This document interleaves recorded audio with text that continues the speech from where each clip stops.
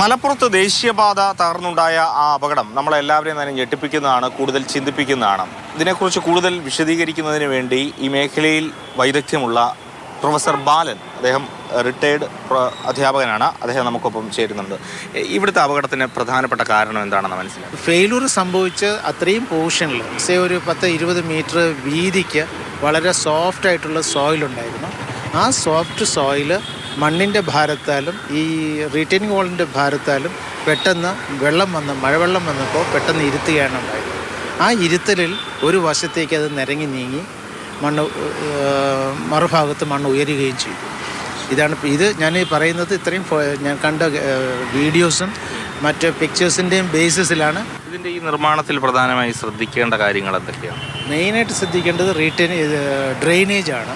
രണ്ടാമത് ഇതിനെ പ്രോപ്പറായിട്ട് ലേ ചെയ്യുക എന്നുള്ളതാണ്, കോമ്പാക്ഷൻ. ഇനി ഏറ്റവും പ്രധാനം എന്ന് പറയുന്നത് അതിനകത്ത് ഉപയോഗിക്കുന്ന മണ്ണിൻ്റെ ഘടനയാണ്. ഇതിനകത്ത് ഉപയോഗിക്കേണ്ട മണ്ണിനകത്ത് ചെളിയുടെ അംശം, അതായത് സിൽട്ടെന്ന് ഞങ്ങൾ പറയും, ആ സിൽട്ടിൻ്റെ അംശം 15% കൂടാൻ പാടില്ല. പക്ഷെ നമ്മൾ മലപ്പുറം ഏരിയയിലൊക്കെ പോകുമ്പോൾ ആ സിൽട്ട് കണ്ടൻറ്റ്, അതായത് വെളുത്ത ചേടി അല്ലെങ്കിൽ കവോലിനൈറ്റ് എന്ന് പറയും, ലാറ്റററ്റിക് സോയിലാണ്, അതിനകത്ത് ഈ ചെളിയുടെ അംശം ചിലപ്പോൾ കൂടാൻ സാധ്യതയുണ്ടാവും. അത് നമുക്ക് നിയന്ത്രിക്കാൻ കുറച്ച് പാടാണ്. ഒരുപക്ഷെ അതും ഒരു റീസണായിട്ടുണ്ടാകാം.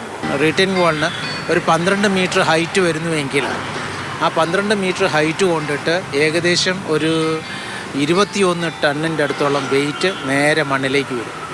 ആ 21 ടൺ താങ്ങാനുള്ള ശേഷി താഴത്തെ മണ്ണിനുണ്ടാവില്ല, അത് ചെളി കൊണ്ടിട്ട്. ഈ മലപ്പുറത്തെ ഈ ഒരു പ്രശ്നമുണ്ടല്ലോ, ഇതെങ്ങനെ ഇനി നന്നാക്കി എടുക്കാൻ പറ്റും? ഇനി എന്തൊക്കെയാണ് ചെയ്യേണ്ടത്?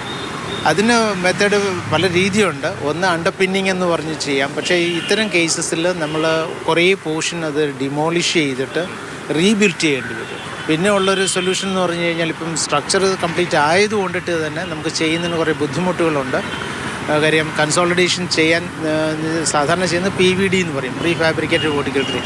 അത് ആൾറെഡി ചെയ്ത സ്ട്രക്ചറിൽ ചെയ്യാൻ പറ്റത്തില്ല.